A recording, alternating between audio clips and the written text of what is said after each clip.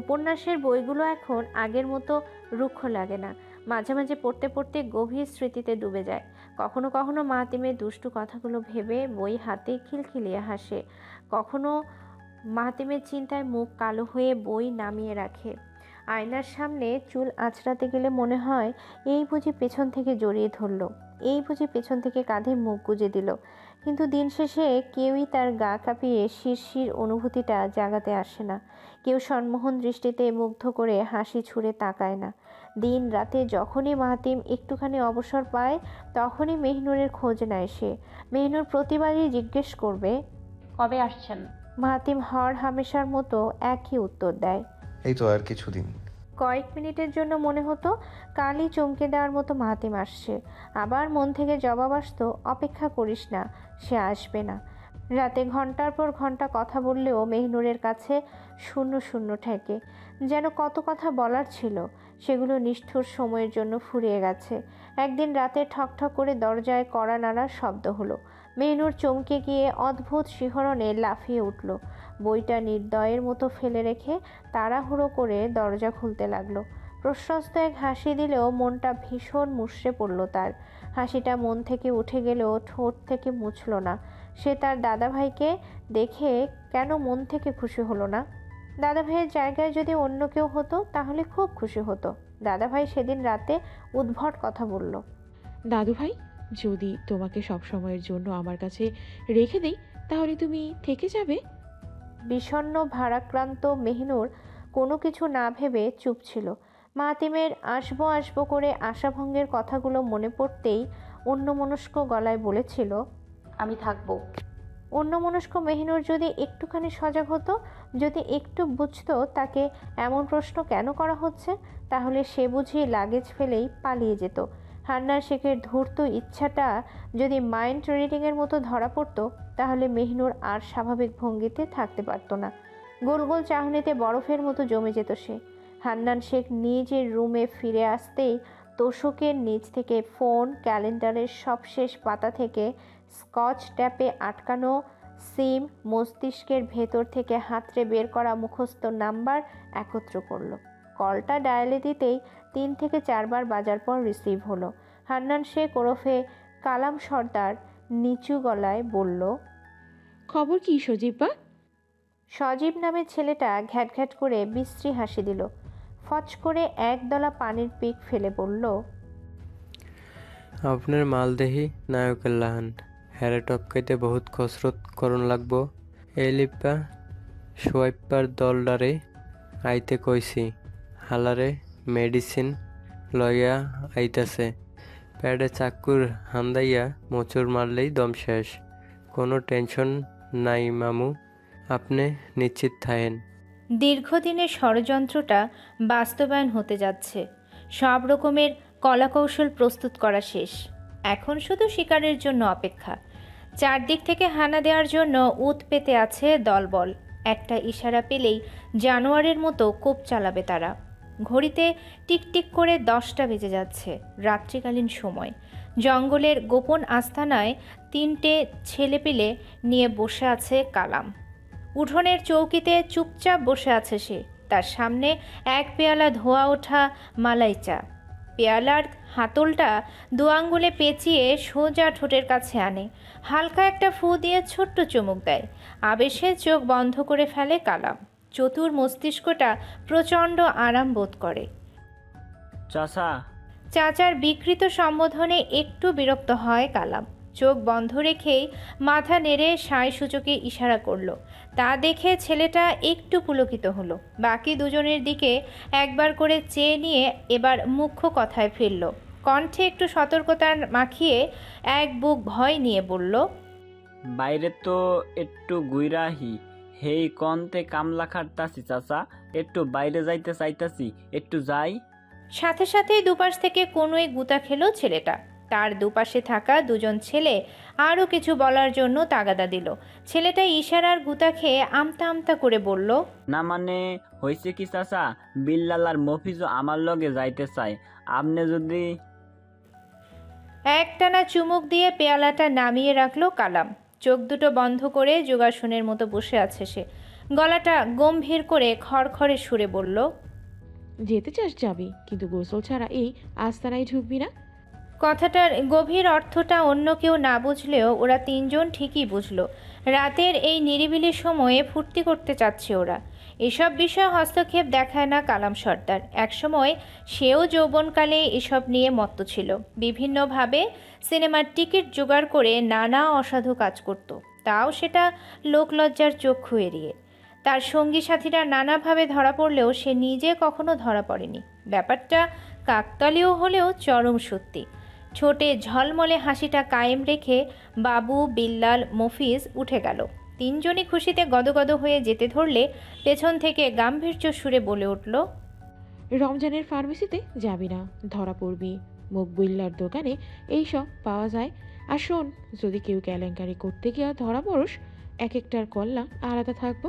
সাবধান। মাথা কোন দিকে, বডি কোন দিকে, হদিশও পাবি না। ভয়ে বিস্ময়ে তিনজন একে অন্যের দিকে তাকালো। একসঙ্গে ঢোক গেলে কালাম সর্দারের কাছ থেকে বিদায় নিল তারা। পুরো আস্থানায় শুধু জেগে আছে কালাম, বাকি সব গভীর ঘুমে।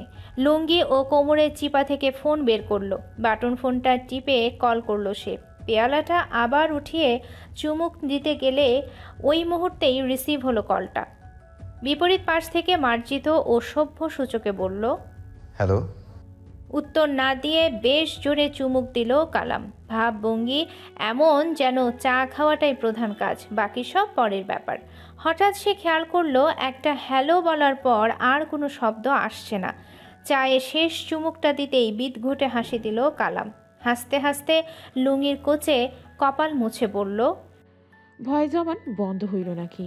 এবার শক্ত গলায় জবাব এলো। জানোয়ারের সাথে কথা বলতে ঘেন্না করে। একটু থামলো কালাম। হঠাৎ নীরবতা ছিঁড়ে হো হো হাসির পৈশাচিকতা ফুটে উঠল। কিছুক্ষণ পর হাসি থামতে থামতে গম্ভীর হলো সে। কণ্ঠ তীক্ষ্ণ করে বলল, মুখ সামলে কথা বলবি। তোর 14 গোষ্ঠী শেষ করতে আমার 1 মিনিটের ব্যাপার। বেশি পাওয়ার দেখাতে যাবি অমনিই মারা। তাচ্ছিল্যের হাসি দিল মাহাতিম। হাসিটা থামিয়ে ডিরেক্ট তুই তুকারি করলো সে। পুরো বেপরোয়া ভঙ্গিতে গর্জে উঠল তখন। আমার 14 গোষ্ঠীর ভেতর তোর নাতনি বাদনি। মুখটা তুই সামলে কথা বলবি। তোর আলগা পাওয়ার আমাকে দেখাতে আসিস না। থামলো না কালাম, ঝাঁজের সাথে বলে ফেলল, তোর ওই পাওয়ার আমার চিরব, শালা জানোয়ারের বাচ্চা। তুই এইবার খালি আমার সামনে আয়। তোর বুকের কলিজা আমি 2 হাতে কুটি কুটি করব। তুই আমাকে ঢপ খাইয়েছিস না? আমার চোখে পট্টি মেরে এতগুলো দিন চালাকি করেছিস। তোকে তো আমি বিনা সুদে ছাড়বো না। তুই একবার শুধু আসবি, তোর যে কেমন করুণ দশা করব, রাস্তার শিয়াল কুত্তাও তোকে শুকতে আসবে না। রাগটা একটু বেসামাল হয়ে যায়। অমনি ধামধাম করে বিকট একটা আওয়াজ হলো। সেই আওয়াজে পুরোপুরি হকচকিয়ে যায় কালাম। ভ্রু কুঁচকে বিষয়টা বুঝবার চেষ্টা করতেই তীব্র ও ক্ষিপ্র গলায় চেঁচিয়ে উঠল মাহাতিম। তার ঝাঁঝপূর্ণ প্রতিটা শব্দবাক্য কথা শুনে বাধ্য হয়ে ফোনটা কান থেকে দূরে সরালো সে। মাহাতিমের তেজপূর্ণ কথা তখনও থামেনি। তুই আমার সাথে চালাকি করার চেষ্টা করবি না শয়তান। তুই সেদিন আমার হাত থেকে বেঁচে গেলেও তোকে খোঁজা আমি বন্ধ করিনি। তোর জঘন্য কর্মকাণ্ডের ভেতর আমার বউকে ইনক্লুড করবি না। করলেই তুই শেষ। আমার নৃশংস রূপ তোকে খুন করে ছাড়বে। তোকে জবাই করতে কোনো আইন মানব না। এই মাহাতিম তোকে শেষবারের মতো শাসিয়ে দিচ্ছে। তুই আমার সাথে শত্রুতা করতে চাস করবি, আমি কোনো বাধা দেব না। শুধু আমার মেহনুরের কাছ থেকে 100 হাত দূরে থাকবি। ওর কানে কাছে উল্টাপাল্টা কিছু ঠোকালেই তোর জিহ্বা টেনে ছিঁড়ব। আমি মাহাতিম আনসারি, তোর মতো জানোয়ারকে ভয় পাই না। তোর পুরো কাহিনী কোন স্টাইলে পন্ডু করি দেখিস। এরপর আর কথা হয়নি মাহাতিমের সাথে। মেহনুরকে গ্রামে পাঠানোর পরও মাহাতিম কি করে নিশ্চিন্তে আছে এটারই হিসাব মেলাতে পারছে না কালাম। তার মনে হচ্ছে মাহাতিম এবার এসপার ওসপার সংঘর্ষ করতে যাচ্ছে। তার চেয়ে বড় কথা, ওই মাহাতিমকে চুপ করে রাস্তা থেকে সরাতে হবে। মাহাতিমকে আগেই যদি মেরে ফেলা যায় তাহলে এখানে চিন্তা নেই। দ্রুত সজীবকে জানাতে হবে ওদের পাকাপোক্ত প্ল্যান এবার ফলাতে শুরু করুক। অভিজাত কেবিনের শীতল এসিতে বসে আছে রজনী। পুরো ক্যাবিনের চতুর্পাশটা কাঁচের দেয়ালে ঘেরা।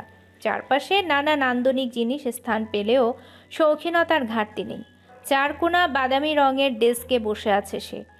তার সামনে রকিং চেয়ারে ভাবুক ভঙ্গিতে বসে আছে তার ভাই। দুজনের ভেতর মধ্যকার আলোচনা একটু আগে শেষ হয়েছে। এখন চূড়ান্ত সিদ্ধান্তের মুহূর্ত চলছে। সিদ্ধান্তটা নেবেন তার ভাই। গুরুত্বপূর্ণ কথাগুলো শোনার জন্য উৎসুক হয়ে আছে রজনী। তার দৃঢ় বিশ্বাস তার ভাই কখনো ভুল সিদ্ধান্ত নেয় না, এমনকি ভুল সিদ্ধান্ত নেওয়ার ক্ষমতা তার নেই বললেই চলে। অনেকক্ষণ পর ইন্টারকম বাজিয়ে 2 কাপ কফির অর্ডার দিল। কফিটা এসে পড়তেই নিজের বোনকে সেটা খেতে বলল। যদি কফির জায়গায় বিষও খেতে বলতো তাও নির্দ্বিধায় হু হা না করে খেয়ে ফেলতো রজনী। ঠিক এমনই অটল বিশ্বাস কাজ করে তার ভাইয়ের প্রতি। কালো মগটা ডান হাতে তুলে চেয়ারে একটু পিঠ হেলে দিল। বোনের দিকে সরল চাহনিতে দৃষ্টি দিয়ে কফিতে চুমুক দিল ভদ্রলোক। শান্ত মেজাজের সাথে বলল, রিভেঞ্জটা ভুলে যা রোজু। কফিতে চুমুক দিতে পারল না রজনী। ভাইয়ের দিকে চমকানো দৃষ্টিতে তাকালে এক চুমুক দিয়ে মগটার ডেস্কে রাখলো ভদ্রলোক। চেয়ারের হ্যান্ডেল দুটোয় কনুই লাগিয়ে 2 হাতের আঙ্গুলগুলো আবদ্ধ করল সে। গলা খাঁকারি দিয়ে বলল, সবসময় রিভেঞ্জের জন্য মুখিয়ে থাকবি না, এটা খারাপ। এখন ওনাকে এয়ারপোর্টে পাঠিয়ে দে। ওর ব্যাপার নিয়ে এই সময় চিন্তা করে তুই আমার ব্যাপারটা ঠিক মতো দেখতে পারবি না, কথা বুঝেছিস? রজনী চোখ নিচু করে বলল, জি ভাইজান। রজনী থমথমে মুখ দেখে নরম হলো ভদ্রলোক। একটু ঝুঁকে এসে বলল, অতিরিক্ত সফট হওয়াটা ঠিক না রোজু। তৎক্ষণাৎ চোখ তুলল রজনী ইবনাত। ভাইয়ের দিকে চোখাচোখি দৃষ্টি রেখে বলল, আমি আর আপনি অনার উপরে হাত তুলিনি ভাইজান, কোনো দিন না। শুধু একটা ভুলের জন্য ওকে পিটে জখম করে দিল। পায়ের একটা নখ এখনো নষ্ট হয়ে আছে, আপনি এখনো চুপ থাকবেন? দোষটা কি ওনার ছিল না? না, ছিল না। ওর বয়সটা ওরকম, মা ছাড়া বড় হয়েছে। আপনাদের আদরটা ওর কপালে জুটেনি। আমিও আপনার বিজনেসের কাজে ব্যস্ত থাকতাম, সেখানে ওর এরকম হওয়াটা কি স্বাভাবিক না? তাছাড়া ভুল করেছে তাই বলে এত বড় শাস্তি দেবে? একটা মেয়ের গায়ে সোজা হাত, তাকে মারপিট! আপনি আমাকে না থামালে এতদিন ল্যাটা চুটিয়ে দিতাম ভাইজান, অন্তত লকআপে হাওয়া খেত।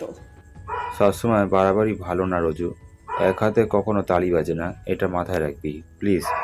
সিচুয়েশনটা এগিয়ে যাস না। ওনাকে রেডি কর, পাসপোর্ট বুঝিয়ে দে। জি ভাইজান, কথাটা বলতে গিয়ে তোতলে ফেললো রজনী। আজ গুনে গুনে 5ম দিন। প্রায় 35 ঘন্টা যাবৎ যোগাযোগবিহীন, পুরোপুরি ছিন্ন বিচ্ছিন্ন অবস্থায় ঢলে আছে মেহনুর।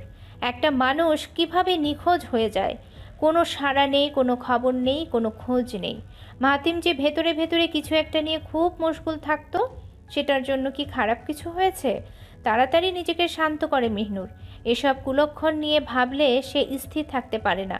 অস্থির হলেই রুমের ভেতর পায়চারি করতে থাকে। পা দুটো ব্যথায় বিষিয়ে উঠলেও পায়চারি থামে না। তার কাছে নোমানের নাম্বার ছাড়া আর কারোর নাম্বার নেই। নোমান ছেলেটাও ফোন বন্ধ করে রেখেছে। সৌভিককে একবার কল দিবে, না, সৌভিককে কল দিলে নীতিরাও টেনশন পড়বে। ওখানে মার্জা চিকিৎসাধীন অবস্থায় আছে। দাদা ভাইয়ের সাথে কথা বলে সুরাহা চাইবে? ধ্যাত, তাও তো হয় না। দাদা ভাইও একটা জরুরি কাজে শহরে গেছে, কবে ফিরবে কেউ জানে না। মাথা খাটাতে পারছে না মেহনুর, কিচ্ছু না, সহ্য হচ্ছে না। পায়চারি করতে করতে হঠাৎ তার খোপাটা আলগোছে খুলে গেল। ফোনটা হাতে নিয়ে আবারও 2টো নাম্বারে পরপর কল দিল সে। মেইলি সুরে লাগাতার একই জবাব, আপনি যে নাম্বারটিতে কল করেছেন তা এই মুহূর্তে বন্ধ আছে। ঠোঁট শক্ত করে ফোনটা ঢেল মারতে নিল, কিন্তু মারল না। আস্তে করে ফোনটা বিছানার দিকে ছুঁড়ে দিল। সাংঘাতিক কিছু হয়েছে, না হলে ফোনটা শুধু শুধু বন্ধ থাকে না। নোমানের ফোন যেখানে হরহামেশা খোলা থাকে সেখানে অদ্ভুত কাণ্ডের মতো বন্ধ। আর কতক্ষণ? 5টা দিন যাবৎ নিজেকে পাগল পাগল লাগছে। এলো চুলেই দক্ষিণ টু উত্তর দিকে পায়চারি করছে সে। এলো চুলগুলো হাঁটার জন্য কোমরের সাথে বাড়ি খাচ্ছে। সময়ের প্রতিটি কাঁটা তো এগুচ্ছে, কিন্তু কাঁটাগুলো সুইয়ের মতো ভয় খুঁচিয়ে আনছে। নাস্তার জন্য ডাকতে এসে পায়চারির দৃশ্য দেখে প্রচণ্ড ধাক্কা খায় সাবা। মেহনুরকে উদ্ভ্রান্তের মতো অস্থির দেখে চটজলদি রুমে ঢোকে। সরাসরি মেহনুরের সামনে এসে 2 বাহু ধরে চিন্তার সুরে বলে, সমস্যা কি? তুই এভাবে দৌড়াচ্ছিস কেন? তোকে যে নিচ থেকে ছোট মা ডেকেছে তুই শুনেছিস? কি হয়েছে মেহনুর? সাবার দিকে তাকিয়ে অনবরত হাত কচলাচ্ছে মেহনুর। কি বলবে, কিভাবে বলবে, কিছুই মাথায় ঢুকছে না। মাথাটা ডানে ঘুরিয়ে বিছানায় থাকা কালো ফোনটার দিকে তাকালো। এদিকে সাবা উত্তর না পেয়ে মেহনুরের থুতনি ধরে নিজের দিকে ঘোরালো। স্বাভাবিক কণ্ঠে আশ্বস্ত সুরে বলল, বলবি না কি হয়েছে? দেখে তো মনে হচ্ছে এক্ষুনি কেঁদে দিবি। বুবুকে চাচ্ছিস? ফ্যালফ্যাল করে চেয়ে থাকে মেহনুর। বড় করে ঢোক গিলতেই চোখ বন্ধ করে সে। আজ চিকন চিকন ভ্রু দুটো রাগে নয়, বরং হতবিহ্বল হয়ে কুঁচকে গেছে। ঠোঁটটা থরথর করে কাঁপতেই চোখের পাপড়ি ছুঁয়ে এক ফোঁটা পানি বেরোলো। তা দেখে দারুণ উদ্বেগে চঞ্চল হলো সাবা। মেহনুরের বাহুজোড়া মৃদু ঝাঁকুনি দিয়ে বলল, মেহনুর, কিছু লুকাস না, তাড়াতাড়ি বল কি হয়েছে। ভাইয়ের খোঁজ এখনো পাসনি। কিছু হয়েছে? কিছু তো বল গাধা। ভেজা পাপড়ি খুলে সামনে তাকালো মেহনুর। কিছু বলতে গিয়েও স্থির হয়ে যায় সাবা। মুহূর্তের ভেতর চোখের সাদা অংশটা লাল হয়ে গেছে। মেহনুরের নাকের ডগাটা লাল হতে শুরু করেছে। মেহনুর আগের মতো ফুপিয়ে কাঁদেনি, না, সে হাউমাউ করে উঠেছে। তার চেহারায় ভয় ছেয়ে থাকলেও বাইরে থেকে পুরোপুরি শক্ত। থরথর ঠোঁটে লাল বর্ণ চোখ দিয়ে যে হারে ভয় নিংড়ে আসছে তাতে সংবাদটা শুভ লাগছে না। থুতনি ছেড়ে দিল সাবা। কাঁধ দুটোতে হাত রেখে সাহস জুগিয়ে বলল, তুই ভয় পাচ্ছিস? মেহনুর পূর্ণ দৃষ্টিতে সাবার দিকে তাকালো, মৃদু স্বরে বলল। কণ্ঠের সঠতা দেখে প্রসন্ন হলো সাবা। শক্ত জমিনে থাবার মতো বাজিয়ে বলল সে, ভাবছিস ভাইয়া বাঁচবে কিনা, এটা নিয়েই তো ভয় পাচ্ছিস। ঠিক বলছি কিনা বল? কথাটায় বুলেটের মতো ধাক্কা খেলো মেহনুর। ভয়ে গলাটা ঠেলে ঠুলে দীর্ঘশ্বাস ফেলে বলল, হ্যাঁ পাচ্ছি, খুব বাজেভাবে পাচ্ছি। তোমাকে মিথ্যে বলে লাভ নেই। তুমি সব সময়ের মতো আজও মন পড়ে ফেলেছো। আমাকে চিন্তামুক্ত থাকতে বলো না সাবা বুবু। ওনাকে যেই পর্যন্ত চোখের সামনে না দেখবো, না ছুবো, তোমার কোনো কথা আমি বিশ্বাস করতে পারবো না। তুমি আমাকে একা ছাড়ো বুবু, একা থাকতে চাই। সাবা আর কিছু বলল না। কোনো প্রকার সহমর্মিতার প্রয়োজন নেই। এই মুহূর্তে সহমর্মিতা দেখানোর চেয়ে মেহনুরের সাহসিকতা দেখতে ইচ্ছুক। এই মেহনুর একসময় চরম লেভেলের গাধা ছিল, এটা কেউ বিশ্বাস করবে না। গাধা বলাও ভুল হবে। তার গালে কঠিনভাবে চড় মারলেও উফ আওয়াজ করতো না। আড়ালে কাঁদত, নয়তো নীরব হয়ে যেত। সময়ের সাথে পরিস্থিতির চাপে মানুষের কত কিছু পাল্টায়। স্বভাব, চরিত্র, আচার আচরণ সব কিছু পাল্টে যায়। পাল্টে যায় পুরনো খোলসের ব্যক্তিত্ব। নিজেকে শক্ত, সামর্থ্য, সাহসী বানাতে গিয়ে ধারণ করে নতুন অস্তিত্ব। সেই খোলসের আড়ালে ঢাকা পড়ে গো বেচারার ব্যক্তিত্বটা। দুর্বল ব্যক্তিত্বের মানুষরা সমাজের অনুপযোগী জীব, সেটা মানুষই তাদের ক্ষণে ক্ষণে বুঝিয়ে ছাড়ে। রুম থেকে নিঃশব্দে বেরুতে নেয় সাবা। ভেজা চোখ নিয়ে বিছানায় বসে মেহনুর, দৃষ্টিটা মেঝের দিকে নিক্ষেপ করা। দরজার চৌকাঠ পেরিয়ে বাইরে যেতেই একটু থামলো সাবা। মাথা ঘুরিয়ে মেহনুরের উদ্দেশ্যে বলল, বাইরে বৃষ্টি পড়ছে। আমার কাছে শুনেছি বৃষ্টির পানি ছুঁয়ে দোয়া করলে সেটা নাকি কবুল হয়। চট করে দরজার দিকে তাকালো মেহনুর। দরজায় আর সাবা নেই, তার চলে যাওয়ার পদধ্বনি শোনা যাচ্ছে। হাতের তালু দিয়ে চোখ মুছল মেহনুর। তার পেছনে থাকা জানালাটা বন্ধ। বাইরে যে তুমুল আকারে বৃষ্টি পড়ছে সেটা বন্ধ জানালার জন্য খুব একটা বোঝেনি। বিছানায় পুরোপুরি উঠে সোজা জানালা খুলতে চলে গেল। জানালাটা খুলে দু হাতে টান দিতেই কাঠের দাঁত দুটো খুলে গেল। ঝপঝপ করে এক ঝাঁক বৃষ্টির ছাট তার শাড়িতে পড়ল। লাল নীল গোলাপি রঙের মোটা পাটটা বৃষ্টির ছোঁয়ায় ভিজে উঠল। ডান হাত দিয়ে বাড়তি পানিটা ঝাড় দিল মেহনুর। জানালা দিয়ে মুষলধারার শীতল বর্ষণের দিকে তাকালো। গাছগুলো স্নান করে মিষ্টি গন্ধ ছড়িয়ে দিয়েছে। মাটির ভেজা গন্ধ মৃদু মৃদু পাচ্ছে। খোলা জানালা খুলে দুহাত বাড়িয়ে দিল মেহনুর। ভারী ভারী বৃষ্টি ফোঁটা বরফের মতো তার হাত দুটো ভিজিয়ে দিচ্ছে।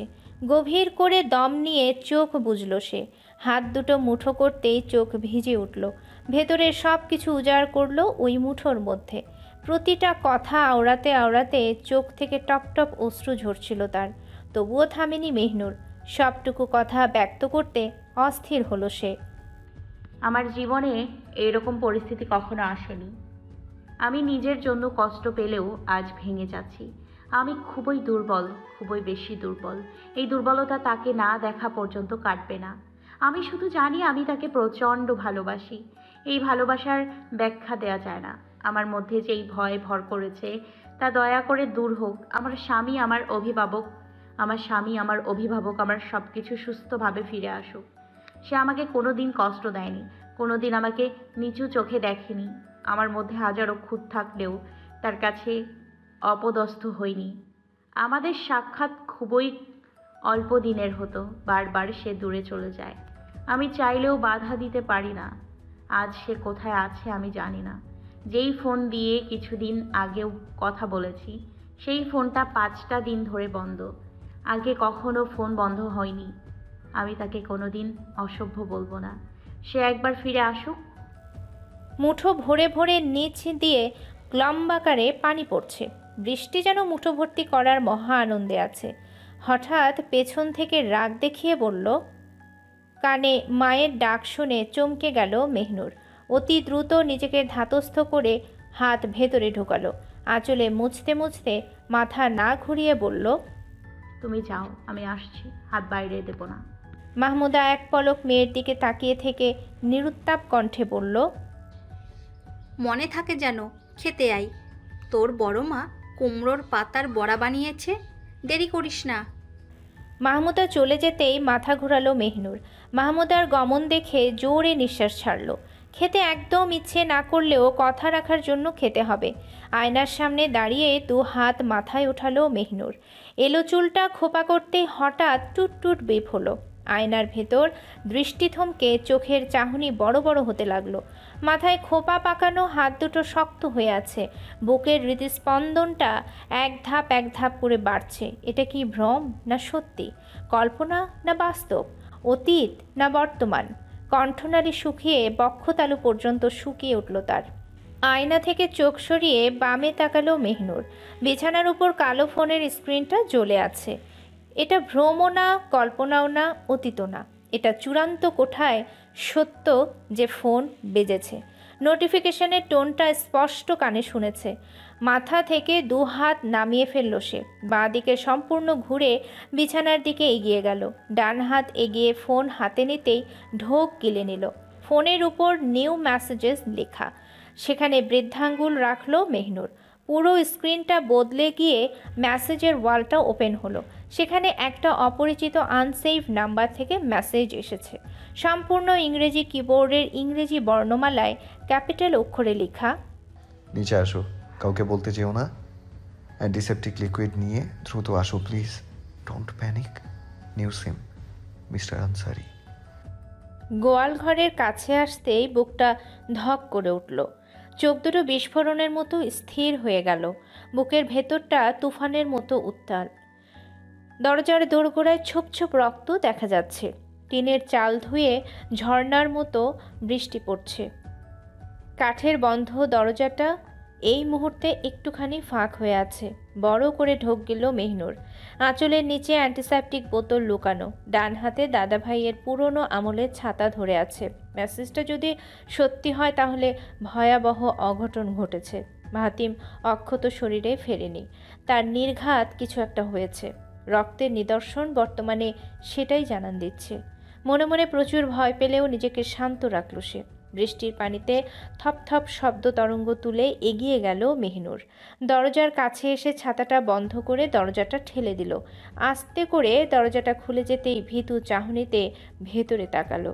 ডান পা বাড়িয়ে ঘরে ঢুকতেই ডানে তাকালো মেহনুর। তৎক্ষণাৎ চোখ দুটো চুম্বকের মতো আটকে গেল তার। সমস্ত শরীর সহ প্রতিটি ইন্দ্রিয় যেন কাঁটার মতো ফুটে উঠল। একটা জোরালো আর্তনাদ করতে গিয়েও শেষ মুহূর্তে সামলে নিল। চিৎকার করল না মেহনুর। চোখ দুটো বড় করে লম্বা লম্বা প্রলম্বিত নিঃশ্বাস নিতে লাগলো। বুক ফুলিয়ে নিঃশ্বাস নিতেই অজান্তেই হাতের বন্ধন থেকে ফসকে গেল ছাতাটা। কিছু পড়ার মতো বিদঘুটে আওয়াজ শুনে সেদিকে তাকালো মাহাতিম। পিঠের বাঁ দিকে শার্টটা 5 আঙ্গুলে খামচে ধরে আছে। ব্যথায় কাতর, তবুও কণ্ঠে শীতলতা মাখিয়ে আস্তে করে ডাকতে নিল। চিনচিনে ব্যথার কারণে কিচ্ছু বলতে পারল না সে। চোখ খিচুনি দিয়ে ব্যথায় জব্দ হলো মাহাতিম। মুখটা নত করে শক্ত হয়ে থাকলে হঠাৎ মাথায় আলতো স্পর্শ টের পেল। চোখ খুলে মুখ তুলে উপরে তাকালো সে। তার মুখের দিকে সরাসরি দৃষ্টিতে তাকিয়ে আছে মেহনুর।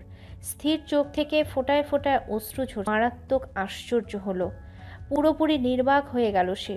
অন্যদিন হলে মেহনুর বুঝি হাউমাউ করে ফুঁপিয়ে উঠত, এমন করুণ দশা দেখে নিজেকে স্বাভাবিক রাখতে পারত না। কিন্তু আজ সব কিছু পাল্টে দিয়ে মেহনুর তাকিয়ে তাকিয়ে শুধু দেখছে। কি দেখছে? অমন লাল লাল চোখ দিয়ে মাহাতিমের আহত অবস্থা দেখছে। দেখছে মাহাতিম কতটা ক্ষতবিক্ষত হয়ে এসেছে, নাকি মনের উচাটন অবস্থাটা ঠেলে ঠুলে সহ্য করে আছে। মাহাতিমকে ফের চমকে দিয়ে তার পিঠ খামচানো ডান হাতটা ধরল মেহনুর। হাতটা পিঠ থেকে টেনে টলমল চোখে হালকা গলায় বলল, হাতটা সরান, আমি দেখছি। ব্যথাটা আরেকটু সহ্য করুন, আমি ওষুধ লাগিয়ে দিচ্ছি। মাহাতিম বিনা বাক্য ব্যয়ে শুধু মাথা নাড়িয়ে সায় দিল। চুপচাপ তাকিয়ে রইল মেহনুরের দিকে। মেহনুর কোনো সংকোচ ছাড়াই তার সাদা শার্টে হাত দিল। দ্বিধাহীন ভঙ্গিতে শার্টের প্রতিটি বোতাম দুহাতে খুলতে লাগলো। ধীরে ধীরে চোখের সামনে বৃষ্টিস্নাত বুকটা উন্মুক্ত হতেই কয়েক সেকেন্ডের জন্য চোখ থামল তার। এরপর দৃষ্টি নামিয়ে শেষ বোতামটা খুলে ফেলল মেহনুর।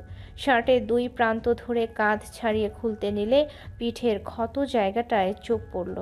পিঠের ডান দিকটায় তেরসাভাবে গভীর জখম হয়ে আছে।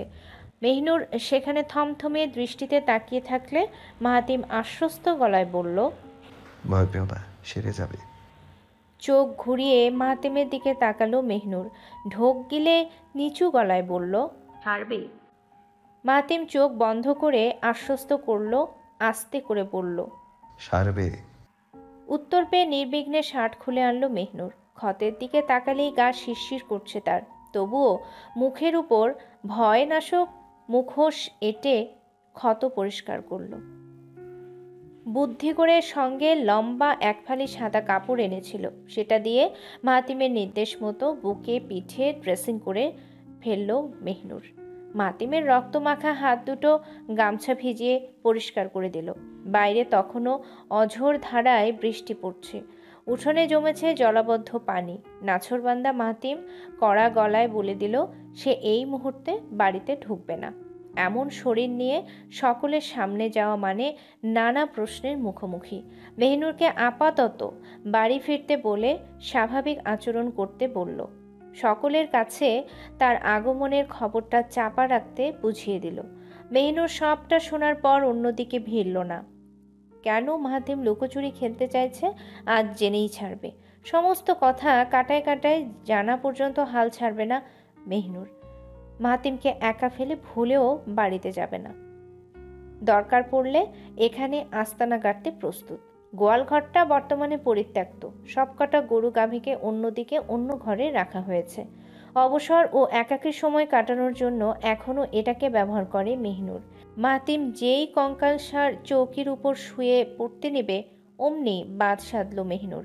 তাকে চৌকি থেকে নামতে বলে ঘরের অন্য পাশ থেকে তোষক বালিশ টেনে আনলো। চৌকিতে তোষক পাতা দৃশ্য দেখে এটা গোয়ালঘর না? প্রশ্নের আসল মর্মটা বুঝল মেহনুর। ভালো একটা চাদর বিছাতে বিছাতে বলল, আগে ছিল, এখন নেই। এখন গরুগুলোকে বাড়ির আম গাছের ওখানে রাখা হয়। ওখানেই নতুন গোয়াল ঘর বানানো হয়েছে। এটা কি তাহলে গেস্ট রুম? তো সব কিসের জন্য? প্রশ্ন শুনে হাসল মেহনুর। মাথাটা না সূচকে নাড়িয়ে মাহাতিমের উদ্দেশ্যে বলল, আগে ঘরেই থাকতাম। এমনও হয়েছে রাতে আমি বাড়িতে না থেকে এখানে থেকেছি। এখানে আমি বই পড়তে পড়তে ঘুমিয়ে যেতাম। আমার বদভ্যাস বলতে পারেন। এজন্য তোষক বালিশ আম্মা রেখে দিয়েছে। নিজের বাঁ কাঁধটা ধরে হাসল মাহাতিম। প্রসন্ন গলায় বলল, সাহস তো কম না। কদিনের জন্য একা ছেড়েছি দেখে সাহস একেবারে তুঙ্গে উঠেছে। একা একা থাকতে ভয় করতো না? মাথার কাছে তুলতুলে নরম বালিশটা রাখতে গিয়ে থমকালো মেহনুর। স্থির হয়ে কয়েক সেকেন্ড কি যেন ভাবল। বিছানা গুছানো বাদ দিয়ে মলিন দৃষ্টি তুলে বলল, আপনি তো সব সময় আমার কাছে থাকবেন না। আমার একা থাকার অভ্যাস তো করতেই হতো। ডান হাতে মাথাটা ঝাড়ছিল মাহাতিম। হঠাৎ কথাটা শুনে হুঁচট খেল সে। দৃষ্টি তুলে চৌকির দিকে তাকাতেই চোখাচোখি হলো তাদের। টিনের চালে বৃষ্টির ঝুনঝুন শব্দ আবার বেড়েছে। টিনের ফাঁক ফোকর দিয়ে ঢুকছে আলো। মাহাতিম প্রসঙ্গ পাল্টে অন্যদিকে ঘুরল। চৌকির কাছে আস্তে আস্তে ফাজলামি করে বলল, যদি তোমাকে চোর একা পেয়ে চুরি করে ফেলতো?